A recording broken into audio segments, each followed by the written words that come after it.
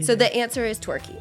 Yeah, there it is. Yeah, find your own individual twerk carpool and or go at the for it. top of the Eiffel Tower, just twerk. Yeah. Yeah.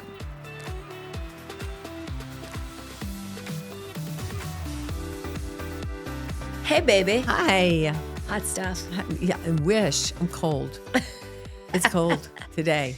It's all right. It's January, winter. No, it's No, February. it's not. It's February. Hibernation time. Yeah. Is it still February? Yeah. Yeah, I think. Does I it don't know. matter? I don't know. It's Doesn't just matter. it's still winter. It's not spring. Yeah. Thank goodness. I like winter for a while.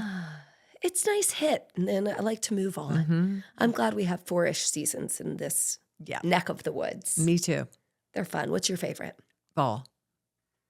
Tell me why. Because it's cozy and warm. Well, you just looked at me I like the winter as too. if I don't know. It's just your opinion. And also like spring. And I like summer. So I like them all. I like knew them all. that's I think we what's should gonna rate them. happen. Fall, spring, summer, and winter. No, fall, spring, winter, and summer. No, fall, spring, winter, and summer. Winter over summer. Hard. Interesting. I just always like winter a little bit. Interesting. Because your birthday's in Because that, but winter. I just think it's an interesting time. I'm the dark soul of the night. I like to go down dark. That's not dramatic. I'm not dark dramatic at all. I'm super, super surfacey. No, but I really do like to sort But of like get you always quiet. like to be warm. I know, but I can get warm. Yesterday I almost died. I took such a hot bath. You weren't even home. That I woke myself up like almost This is drowning. so bad. It was so bad. It's so hot. But they say don't take really hot baths. It's terrible for your skin or something. Take hot baths. They're the best. Put a lot of oil in there. That's what I do. I fill it with that everyday oil that we have at the studio. Not that I'm selling it, but I'm telling you it's the best. And then after a day where it's been like, oh my God, this is the 5th day of doing my workout, I throw in the Epsom salts and I am off to the twilight zone. It's so hot. There's steam coming up. Then you get out and you pass out. You almost hallucinate. It's so hot. It's not good for you. Yeah. Okay? It's not a health tip. I or a tried health to read my hack, book in the ladies bathtub and gentlemen. I just couldn't even concentrate. Your It was too eyes rolled steamy. back in your head. Yeah. You're no longer allowed to bathe unsupervised. I'm not complaining about this more new bathing. chaperoning gig. However, you can't do it if I'm not at home. Okay? Well, yeah, whatever. What you don't know won't hurt you. Yeah. But I do know. But if I do that's go what hurts missing, me. it will be because I'm in the tub. Jesus. No. Okay, well that's a habit you've got. That's I a do good like one. that. Mhm. You're consistently a there's bather. yeah, I'm all about the quiet winter, but I love the bright summer. But the summer drags on. In Aren't you what way? tired of it in August? It gets pretty hot. Yeah, it gets hot, and then you're Then like, I think you get bitchy because I like a don't lot get of bitchy. What do you mean bitchy? not at me or whatever, but your energy because clients are still traveling and like studio gets that's quiet. why we travel. Yeah. I'm not a patient human when it gets hot and business is Period. bad. Yeah. You don't need a disclaimer. Yeah. Like I'm not a patient person, period. Yeah. Disclaimers are fine. I have infinite patience on many things. But yeah. At the end of summer, I'm like, let's move on. Let's get to the fall. That's why fall's number Give one. me some crispy stuff. Give me a crackling fire and a crispy day. I'm all set. A latte and a pumpkin. Ooh, latte. I've never actually had one. Have you had one? No, I You hate don't drink coffee, that's I don't right. drink hot things. Yeah, that's No, weird. I don't drink So coffee. weird. No, I don't drink tea. So It's just strange. a thing. Yeah, well, that's unhealthy. I think, as a matter of fact, on the health scale, I think not drinking hot things is worse than from taking you than an almost overly drowning in a hot- bathtub. Drowning. Huh. I totally know what happened to Whitney Houston. I wasn't doing drugs, but if I had ever done a drug, or all these people that die in bathtubs, these actors and stuff, I get it. They just get so relaxed and happy. It's like a warm blanket. And they're like, and I'm out. Anyway. So concerning. Anyway, I don't Okay, know where how are to we rate going? this ship. I just asked you about the seasons, and now we're into death and bathtubs. Yeah. Whatever we happens. got there. Yeah. I can't decide if I'm a spring or fall first. Mm. I'm going to go with fall probably too. Really? I thought you would say I'm spring. a real weak allergy girl. Yeah. So sometimes when everything's blooming and beautiful, I feel like But your shit. birthday's in May 19th. Y'all need to put that in your calendars. Maybe But I'm a spring girl. yeah, I know you like that spring Yeah. But then I'm summer over winter. So we are traveling this summer because we travel every summer, but we're traveling, and you're like, and you chose the water and the sun. I did. Because you like that Vibe. I like that I want vibe to too. have wild hair and little to no makeup and be near water and rustic things. But you won't go to like St. Bart's or anything. Same. I mean, we're the same. Right. We know we're the odd ones on that one. Yeah. I'm good with that. I want wild nature. You want to live in the jungle. I don't. No. I don't think I'd be good in the jungle or rainforest or anything too overtly tropical. Oh, come on. You know you want to go on an Amazon cruise. I don't. I want to go down the Nile, though. No, I want turquoise water. And I do too. I'm still snobby. No, you are. You're a prima donna when it comes to travel. No. This is why you're such a good travel advisor. I always want to say agent. You're an advisor. Whatever you guys want to call yourselves, just call it. But I do. You are totally a snob about travel. No, and I saw a meme and it said, "I'm not snobby. I just don't like shitty things." Yeah, that's a good point. Kind of how I feel. Yeah, I know. Yeah, we are going to travel in the summer, and I'm excited. And let's go. Yeah, let's get there. No, but we dabbled in this conversation a little bit last time. Consistency versus intensity, and we discussed that mostly as it related to the workout. Yeah, and then you threw me the curveball right into I don't know, sexual stuff or something. And I was like, hold up.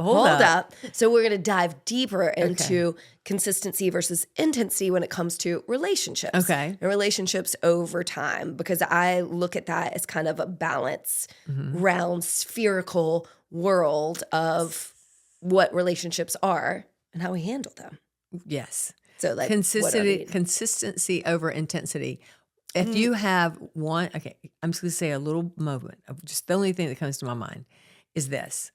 If it's consistent all the time, then it's boring. Exactly. If it's intense all the time, then it burns out. There it is. So you're looking for the balance between That's the right. consistency and the intensity. That's right. So you have to have a consistent intensity that does not burn you out, that does not become boring, that changes the intensity all the time. You nailed it. That's what I was saying in that spherical thing. Right. Like the Venn diagram of those two things. And that middle part, right, when you have consistency and over here, the middle is kind of that sweet spot. Yes.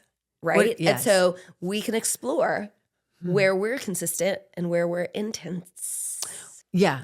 Okay. So right? Yeah. So let's say I'm asking you, how are we consistent in our relationship? What are the consistent things we do or things we like or what just happens? Oh, wow. Thanks for just throwing me the fireball over here. The consistency is that we have a consistent respect and love. Ooh. A consistent. If I didn't respect you, I would put you on the curb. I know. In a minute. If I didn't love you, I would same. I mean, love you not just as in a friend, but like intense love. Right. So that's a consistent, intense love. Mm-hmm. That's, I think, key. Mm-hmm. To me, it's like the consistent is the like you. The intensity is the like, I love you, right? That balance of it can't be, but lust and hot and heavy and fiery all the time versus just being able to be present with you and talk about anything with you, that ease. Do you think most people have that? I don't know. I mean, I think good relationships have a real balance in those two things, but some couples who at least on the outside look like very intense and fiery kind of all the time, and some couples who are just consistently kind of there and boring, on the outside. You never know what's going on when you get behind the closed doors. And we have learned there's no judgment. No, there's no, not at all.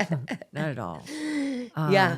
But I think we are consistent in, what we like to do. We do that together. Like I'm pretty linear, routine-y. Yeah, you're linear. You are linear. Yeah, right? And so I think what's the other word for it? What is the word for me? If you're linear, what am I? Like, abstract. Oh, there it is. Creative, more Yeah. up here. Yeah. Like on the consistency, intensity bubble, I'm more consistent and you're more intense, I think. But I don't think that's right or wrong. And I think that swaps and switches. I agree. And so I think it's just curious I to agree. explore. And I think the things that we do that are consistent, sometimes you have to ask for it, right? Like, I need from you XYZ. Like when you, and I'm not saying you, like when you kind of fall off the tracks or whatever, Right. and somebody in the relationship starts to feel a little wonky, Yeah. I think you have to ask for the thing that helps you feel Right. consistent. Do you think consistent? And I'm going to ask you because I've been in a long-term relationship that was up and down. I mean, there's going to be up and downs in every. And I think at this point we're going on 9 years, right? Something that's like pretty long term in these. That now. That's right. In these days, I perceive in others, and maybe it's right or wrong. It's really not my business how anybody's relationships go, but I perceive that some of them are there just because they're not interested enough to make it stop. They're just that they're sort of rolling the motions through because. Well, it would be such a pain in the butt to get a divorce or to even cause a ripple. And, I don't want to upset the children and all these sort of things. I just have this feeling that there's a lot of that. And so the difference, I know exactly, that's not consistency, that's convenience. Yeah. So are you in a convenient relationship? Oh, you and I are anything but convenient. Exactly. Well, yeah. Well, we actually are convenient in our work situation, but that is convenient. As far as convenient, like, was it convenient for me to leave a marriage and go with a woman and 26 years younger than me? How convenient is that? Right. Not. Right. So, not. Being a little brave sometimes is a good idea, and finding that person that you can be consistently intense with for numerous years. And honestly, my jury has always been out, and I am hugely questioning the concept of long-term relationship. I think long-term relationship means you're changing all the time, and sometimes that change, if you truly care and love about one another, means stepping away, and sometimes it means stepping away. Sure. And I just find the concept of the whole premise around being married forever to have so many holes in it. Sure. I have yet to see a happy marriage. Everybody's going to say, well, you should see my parents. Well, you know what? They're your parents. Yeah. You don't know what's going on. You have no idea what happened there. Because, I'm the one that always says my parents had the greatest marriage ever. Sure. I still believe it. But also know I'm naive about it. I have no idea. We all want to paint the picture that we hope is there. Right. For sure. But are we really modeling that consistency and intensity? Yeah, I want that to be for everybody, but I'm not sure it's really attainable. Well, one of the best quotes I heard was, I've been married multiple times, but to the same person. Yeah. That's a good point. I love that. That's a really good point. Oh, ding, ding, right? Yeah. Like, you are not going to be the same person in your 20s, 30s, 40s, 50s, 60s. Yes. And so if you're not both willing to change or let the other person go off a little bit, and I don't mean in a not way that's okay for you too, but go off and find their way. And that's who you want to be with. Long. You want to be with somebody that's that self-aware that they understand that they're going to change on a real, sometimes daily basis. Yeah. But at least within decades, because when you're 20, 30, 40, 50, you're always going to be that different person. And the marriages that I just don't enjoy being around are the ones that just still act like they're, one has a job here, one has a job here. None of the jobs seem pleasurable to anyone. Like, if one is making all the money, it's so hard to be me. If one is doing all the housework, it's so hard to be me. That just seems like a waste of my time or anybody's time. Yeah. And so I always go, where's the why? And I feel like you have to disregard your children. I'm sorry, what? Say that again. I know. You need to disregard your children. And you know what? I will say that again. I think you should disregard your children by regarding their actual well-being and see what they're looking at, seeing what the behavior is. Is that really what you want them to, Sure. Anyway, so I I feel like a consistent, intense relationship will carry us as long as it will go. And then we have to know when it's over. My goal with you personally is forever. But if it doesn't work, I'm going to have to know that. Right. And I have to be brave enough to know that. And then I have to be prepared for death, because you would kill me if I did anything like that. You would put me in that bathtub and you would take me down. I mean, like, you didn't want to go to a home? Yeah. Sorry. You're going. You're out. You're going. out. No. And, we're not going to experience a life longevity-wise that most people do if you do get married or partner up with somebody very early in your life. I find it fascinating you can do that. Right. I just do feel, I don't know, lucky, or what I feel. Like, I would fight for you. And that's what you're referring to, as I would not put you in the home. But you're not putting me in the home. I'm stronger, I'm bigger, and I will take you down. I know, but we'll see. There's no will. No, I'm not putting you in the home. This is called Bathtub Wars. We've got this. I'm going to win this one.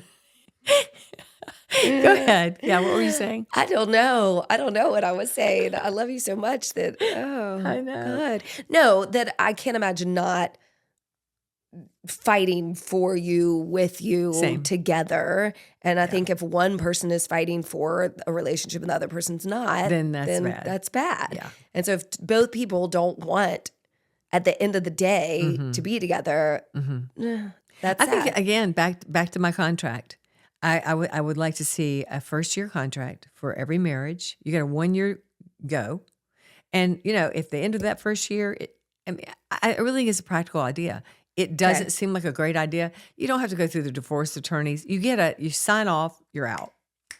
You made X amount of dollars together. You split it in half, no matter who made it. I've got the rules already ready. Yeah. Anyway, and then you go every. You get to decide. Is it every 3 to 5? Is it every 5 to 10 years? But with I guess that's not very romantic. I guess that's not romantic. No, it's not. But there's the balance again: consistency versus intensity, and. Life gets mundane and life gets intense. It does. We've got to work and make a living. If we choose to have kids, we've got to take care of them. So if you're not willing to take care of them, maybe you should consider not having kids. It shouldn't be that painful. At times it's going to be more painful. We're going to have to deal with health. What if something goes awry there? Loss of job, family extensions, children and parents. Money, different moral values. All those are the real intense, I think that'll kill you, parts of a relationship. But if you don't have the consistency at the root of that, like that day-to-day love and support and willing to do the work, then the intense things come to I agree with you. And that's when it either burns out or blows up. I agree with you. And I think most marriages have that going in. Most marriages, not all of them. Some of them really are transactional, but most marriages have that going in. But I think what will kill them are those things called finances, religion, and in-laws. Honestly, family. Yeah. And those are 3 things that if you don't have a core connection, that if you can't support your partner on that basis, that she might be, screaming whatever, different religion than you are, or she may have a family situation that you are not accepted in, or vice versa. We have, as human beings, have got to stand up for one another. And if you can't be one another's very first protector, what's it called, advocate, then I don't think you have a chance. Right. It's just an interesting sociological situation that as mammals, when we're that young and don't have any knowledge at all, I don't think you should be allowed to be partnered married. up with somebody. But then, I think you should have to I think you should be allowed to have children first, and then you see if you want to get married. Because then you really know. I mean, hey, you were here for me. I'm here for you. This is hard. Yeah. This is not only mundane at sometimes, but it's so intense, I can't handle it. Wow, you helped me out. I help you out. I mean, there is no test for marriage more, I think, than having a child.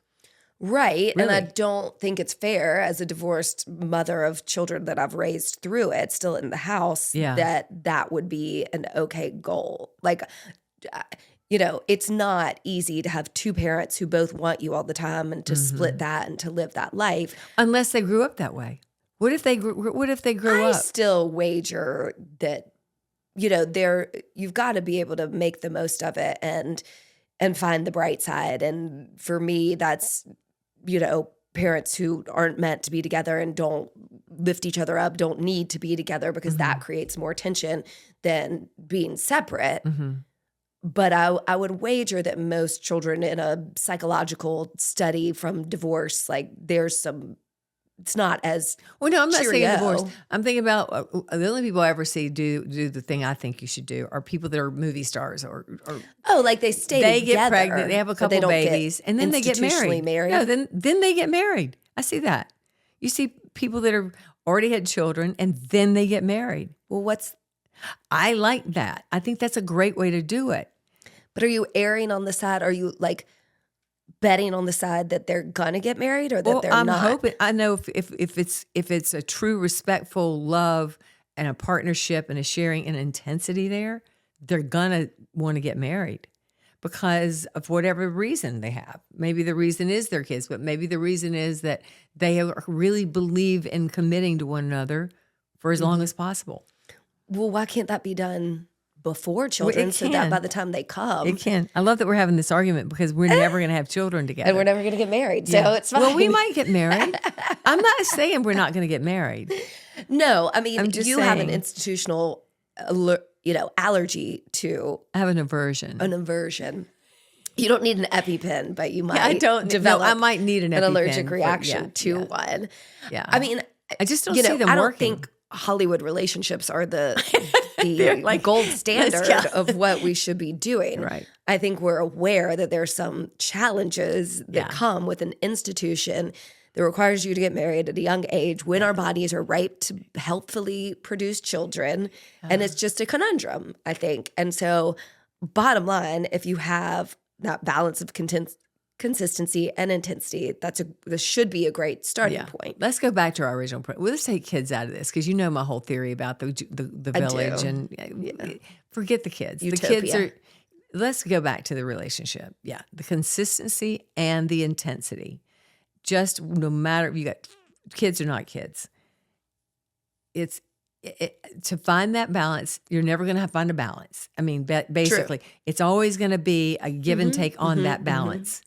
But if you settle in on I only like intensity or I only like consistency, then you're doomed. Right. Well, and we've found ways to get out of those. We need to get back to town and go to work every day. And we also need to travel and get out of here. And that's a great example of what some of our... Know your partner. Yeah. Know your partner. You know me, I know you. We know we like certain things intensely together. And we can handle travel even on a mundane day in Paris. Yes, there could be those moments. I doubt it. But now and then there can be a moment where you just need a rest wherever you are.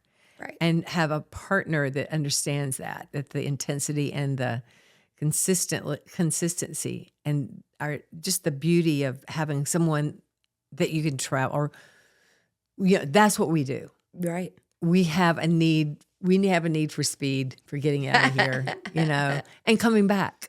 And it helps us appreciate coming back and helps us appreciate other cultures and places. I mean, I just think that's our sweet spot of where we find that just right, joyful place where we're not. But don't you think people that can travel together have this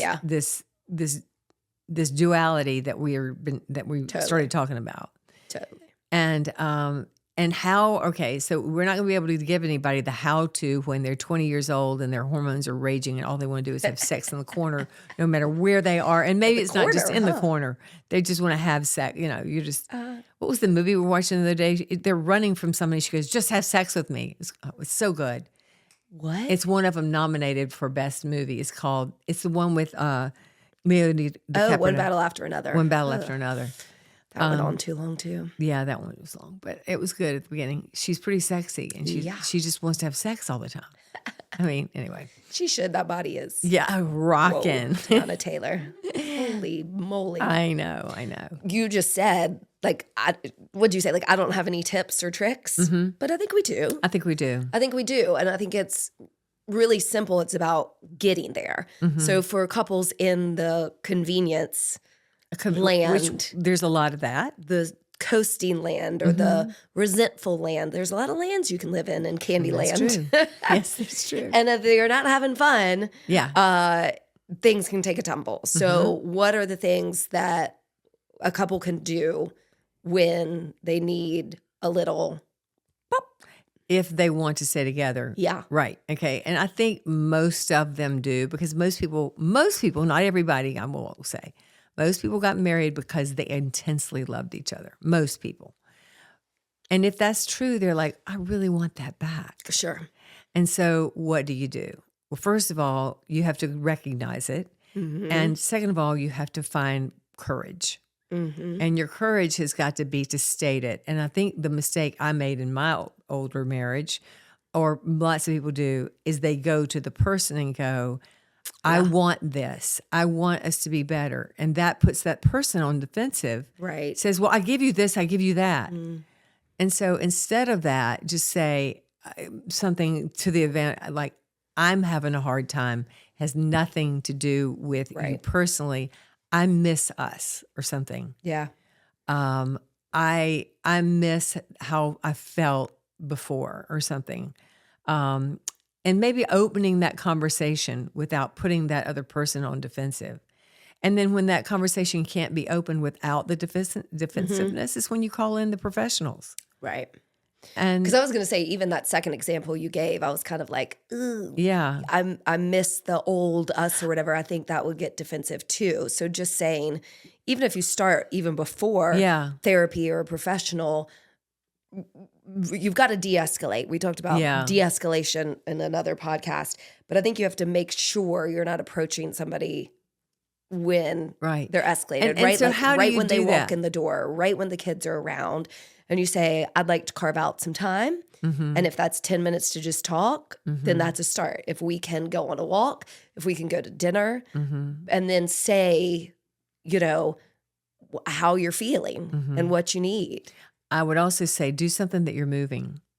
Yeah. Go for the walk, or go play something where you're kind of laughing, or you're doing something. You're moving your body. Again, it goes back to that. It takes the seriousness. It takes the seriousness, because more than not, in a heterosexual marriage, I was in one for 37 years. I did all the wrong things when I went to approach this conversation. Because if I said, I'm having a hard time with myself, even if I would put it all on it was a defensive response.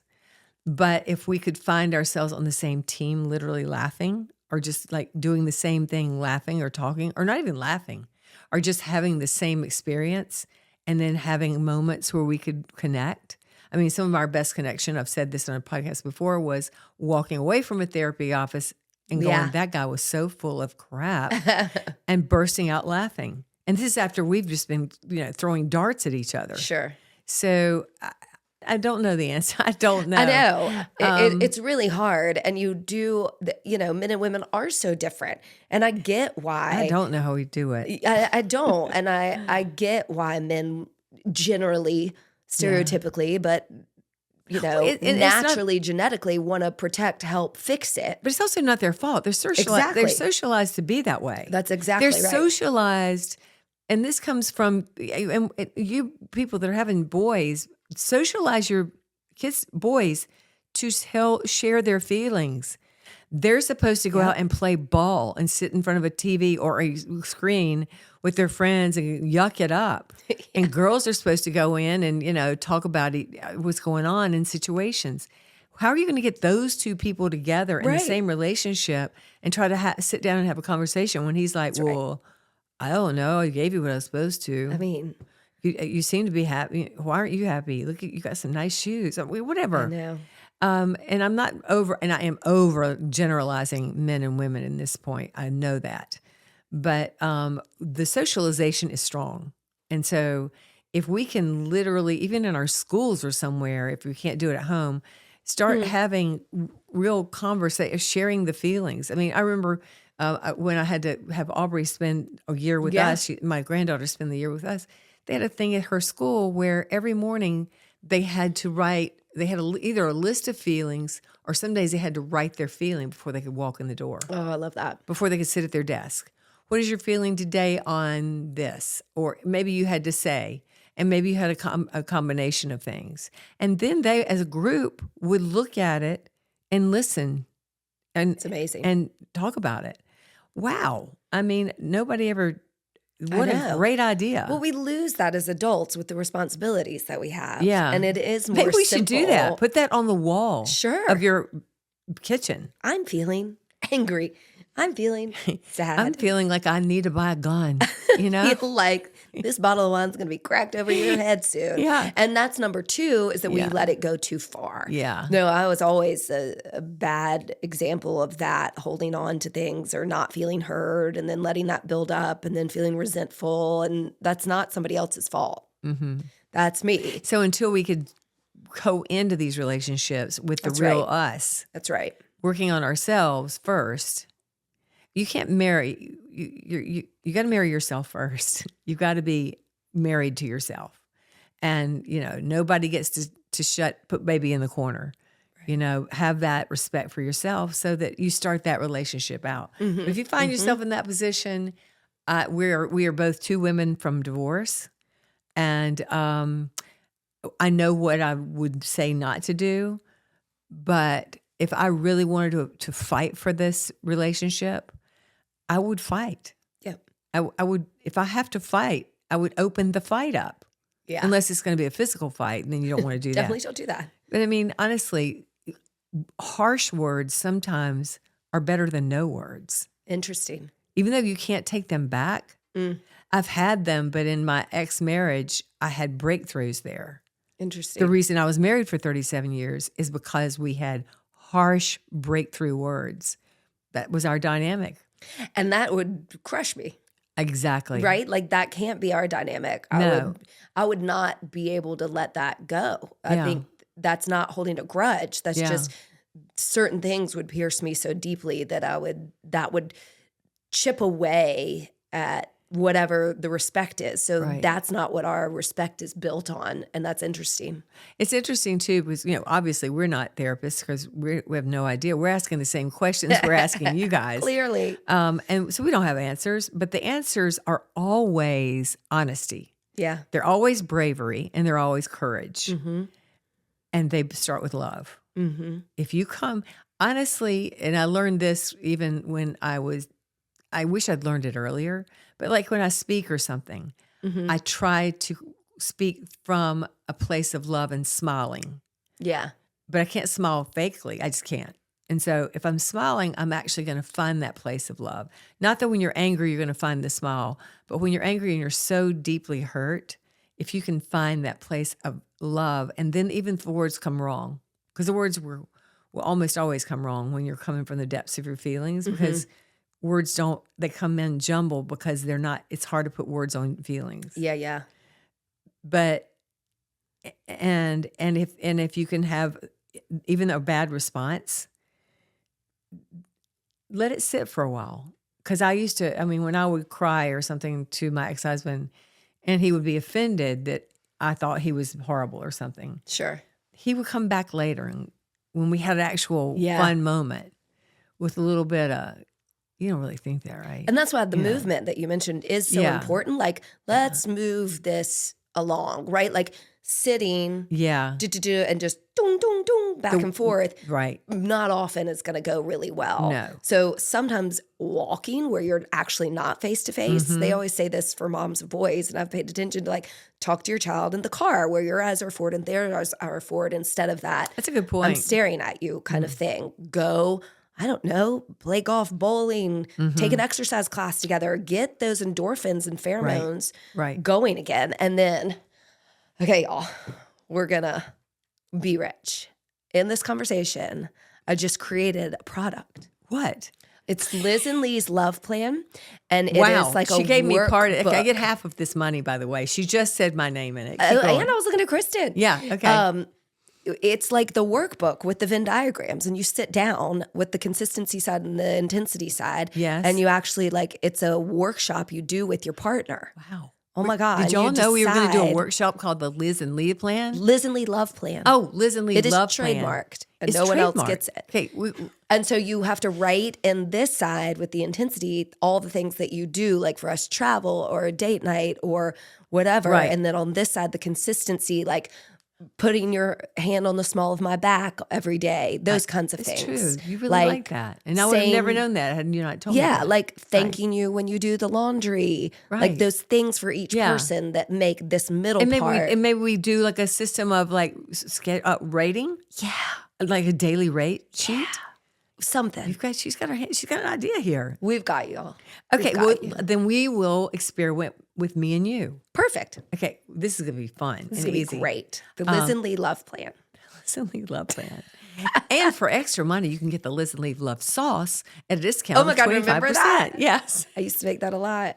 Yeah, I know. We were going to sell it, remember? Yeah. We did. Yeah. Food's hard. That's yeah, a hard I know. business. There was a lot going on. Great question from the audience. Yes. Thanks, audience. Thanks, Kristen. Here's Is a it good one. possible for romance to be romantic if it's planned? I was going to say no, Okay. but I'm going to say yes. Okay.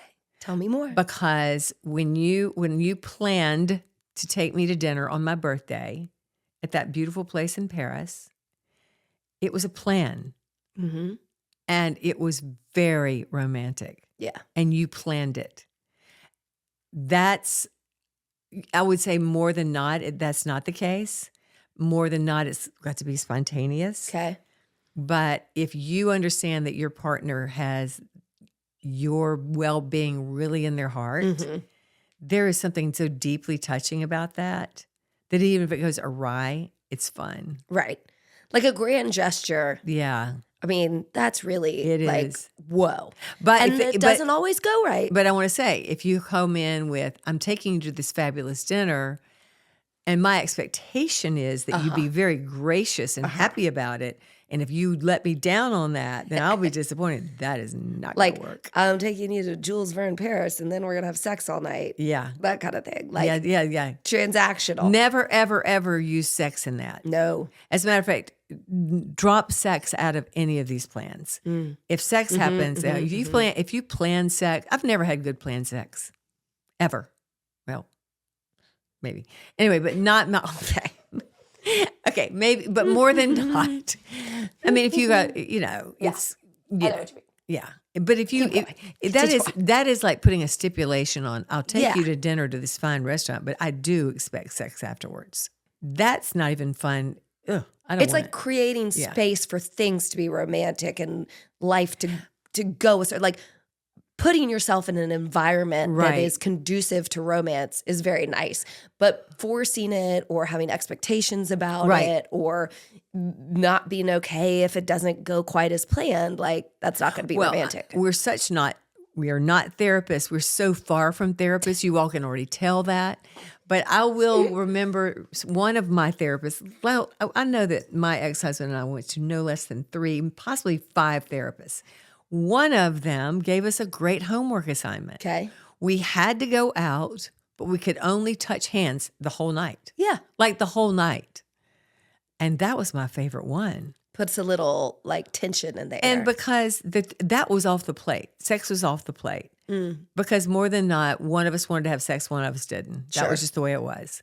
And so when you take all that off the plate, you take the pressure down. And, yeah. Performance anxiety. Yeah, It's performance a thing. anxiety. As a matter of fact, I can have that with you. Yeah. If you're like, oh, I haven't been here in a while. I'm like, whoa, is that, yeah, whatever. Not to give them too much information. But I mean, honestly, you want to take that down.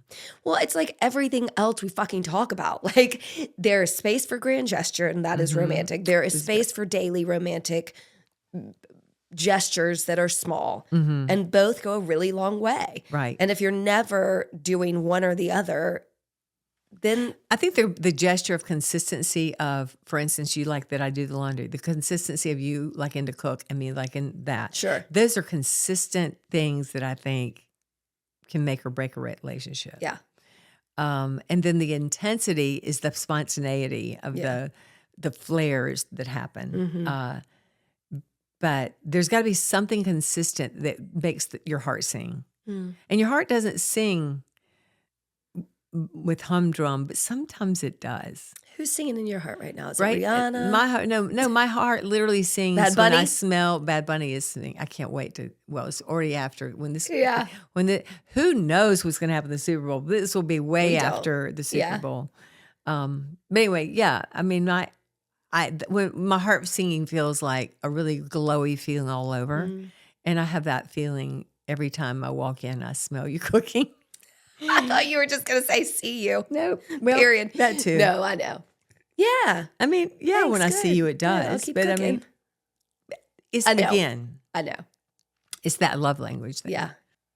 Okay. The question from the audience is now: how do you find the balance between the spontaneity and the planned Romantic events endeavors. of your romance? God, I mean, like anything else, I just feel like that's awareness of that inventory, like doing the Liz and Lee plan. And I think the maybe Liz and Lee writing it plan is down. going to be the way to go. But I also think if you are not creative enough to be spontaneous in some way every day, daily.